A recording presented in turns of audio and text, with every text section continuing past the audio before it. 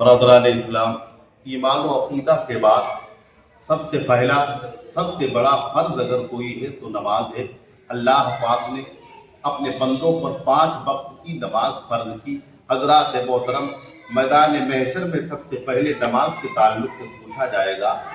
شیخ Saadi کہتے ہیں روز محشر کی جا خدا صحبت اب پلی پرششت نماز صحبت۔ سب سے پہلے اگر میدان محشر میں کوئی سوال ہوگا تو نماز کے تعلق سے ہوگا۔ پوچھا جائے گا میرے بندے تو نے فجر کو فجر میں ادا کیا کہ نہیں، ظہر کو ظہر میں پڑھا تھا کہ نہیں، عصر کو عصر کے وقت میں ادا کیا کہ نہیں، مغرب کو مغرب میں پڑھا کہ نہیں، عشاء کو عشاء کے وقت میں ادا کیا کہ نہیں۔ مگر افسوس کا مقام ہے آج ہمارے پاس دنیا کے تمام کاموں کے لیے وقت ہے، آج ہمیں ڈرامے دیکھنے کے لیے وقت ہے، آج ہمیں یار دوستوں کے پاس بیٹھنے کے لیے گپ شپ لڑانے کے لیے ہمارے پاس بہت وقت ہے۔ اگر ہمارے پاس وقت نہیں تو نماز کے لیے وقت نہیں، ہمارے پاس ٹائم نہیں، فرصت نہیں تو نماز کے لیے فرصت نہیں۔ یاد رکھیے پیارو، سب سے پہلے انسان سے اللہ پاک نماز کے تعلق سے پوچھا جائے گا۔ نماز بہت ضروری ہے، نماز ام الفرائض ہے۔ سب سے بڑا فرض کوئی ہے تو نماز ہے۔ سب سے پہلا اگر کوئی فرض ہے تو نماز ہے۔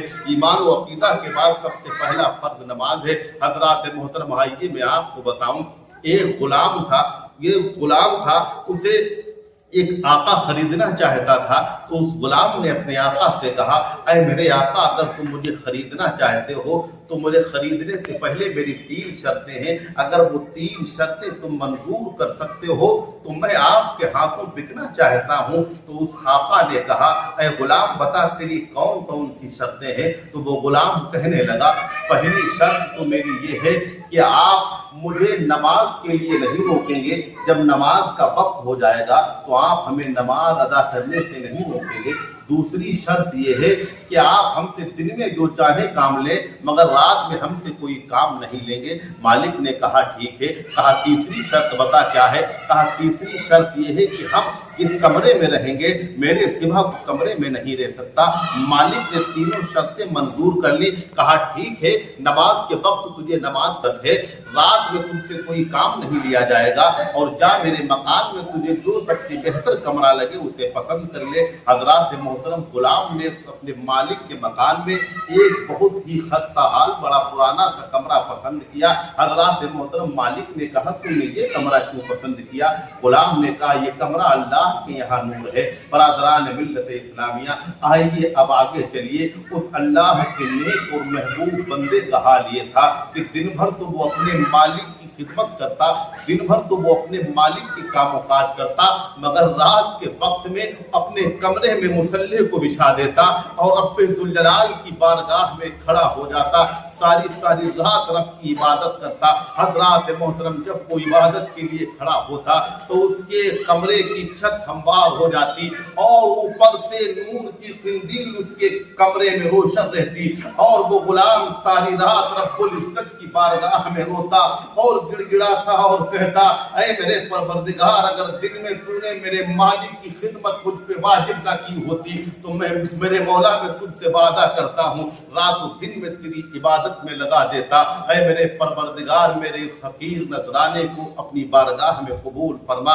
حضرات محترم، ایک دن ایسا ہوا کہ صاحب مکان اور اس غلام کا مالک رات کے وقت میں ٹہلتے ٹہلتے اپنے غلام کے کمرے کی طرف گیا تو کیا دیکھتا ہے کہ رات کے وقت میں اس کا غلام سجدہ ریز ہے اور اس کے کمرے میں نور کی قندیل منور ہے۔ ایسا لگتا ہے کہ اس کا کمرہ رحمت کا گہوارہ بنا ہوا ہے، رحمت اس کے کمرے میں جھماجھم برس رہی ہے۔ مالک دیکھ رہا ہے کہ میرا غلام رب کی بارگاہ میں گڑ گڑا رہا ہے اور رو رہا ہے، کہتا ہے میرے پروردگار، اگر دن میں میرے مالک کی خدمت مجھ پہ واجب نہ ہوتی تو میں رات و دن تیری عبادت کرتا۔ مالک روتا رہا۔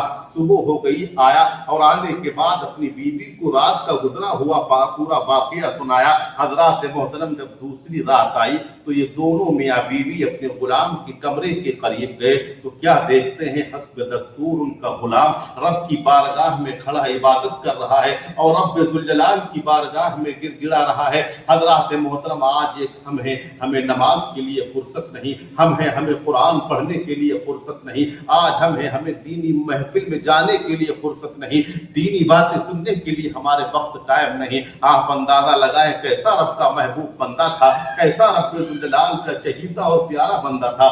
दिन भर तो अपने मालिक की खिदमत करता, रात को इबादत करता, रब की बारगाह में गिड़गिड़ा रहा है और इधर उसके मालिक और उसकी मलिका उसको देख रही है। रब की बारगाह में वो कहता है, मेरे परवरदिगार, अगर तूने दिन की खिदमत मेरे मालिक की मुझ पे वाजिब ना की होती तो मैं सारी रात सारा दिन तेरी इबादत में लगा देता। हजरात मोहतरम, रात गुजर गई, कमरे की छत हस्ब दस्तूर ठीक हो जाती है, हजरात नूर की कंदील गायब हो जाती है। दोनों मियाँ बीवी अपने कमरे में आए, उसके बाद अपने गुलाम को बुलाया। बुलाने के बाद उसके मालिक ने कहा, आए मेरे गुलाम सुन, आज मैं तुझे अल्लाह की रजा के लिए और अल्लाह के नाम पे आजाद करते हैं। जा और जितना जी चाहे तू रब की इबादत कर, दिल खोल के रब की इबादत कर, मैं तुझे रब के लिए आजाद करता हूँ। इतना सुना तो उस गुलाम ने कहा, ऐ साहिब रात, राज जाहिर हो गया, राज अफशा हो गया। अब राज जाहिर होने के बाद ये शोहरत वाली जिंदगी में नहीं चाहता। ऐ मेरे परवरदिगार, जब मेरा राज जाहिर हो गया तो अब मैं जीना नहीं चाहता, मौला मुझे मौत दे दे। हजरात मोहतरम, अचानक वो नौजवान गिरा और उसकी रूह कब से उन शरीर से परवाज कर गई।